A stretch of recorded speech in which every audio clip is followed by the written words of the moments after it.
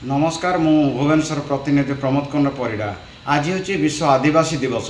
ये आदिवासी दिवस अवसर में जनजातिर जो रही बरपुत्र मानक आज विभिन्न स्थान मानक प्रतिमूर्ति माल्यार्पण कर श्रद्धांजलि जनावि। ये अवसर में आज आम रघुनाथ मुर्मू को श्रद्धांजलि दि जाऊँगी। आसतु आम सहित अच्छा कौन कहते अतिथि आज जनजाति दिवस विश्व आदिवासी दिवस को नहीं कौन कहते आसतु शुणा।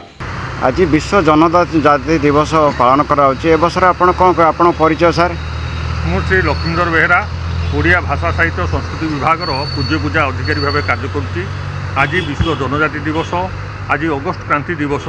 यही अवसर में देशपाई निजक बलिदान देइथिबा बरपुत्र मानकर प्रतिमूर्ति आज माल्यार्पण करा जायछि। आज विश्व जनजाति दिवस अवसर में जो जनजाति बरपुत्र माने विभिन्न क्षेत्र में संघर्ष कर बलिदान देइछिन तांकर प्रतिमूर्ति आज आम प्रतिमूर्ति निकट में श्रद्धांजलि अर्पण करूँ, दीपदान करूँ, ये पुष्पमाल्य अर्पण करूँ।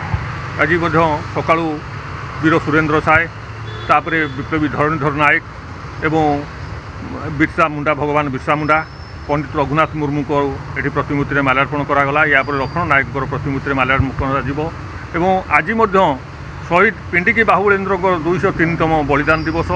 यही अवसर में ओडिया भाषा साहित्य संस्कृति विभाग तरफ माननीय मुख्यमंत्री ओडिया अस्मितार आधार में प्रत्येक बरपुत्र आम जयंती श्राद्धोत्सव में माल्यार्पण करा। आज विश्व जनजाति दिवस और अगस्ट क्रांति दिवस अवसर में से माल्यार्पण करा।